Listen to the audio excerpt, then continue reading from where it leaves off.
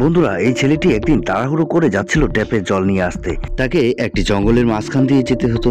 আর সে যখন জঙ্গলের মাঝখান দিয়ে হাঁটছিল, তখনই হঠাৎ সে শুনতে পারে কে যেন তাকে নাম ধরে ডাকছে, জগদীশ, জগদীশ।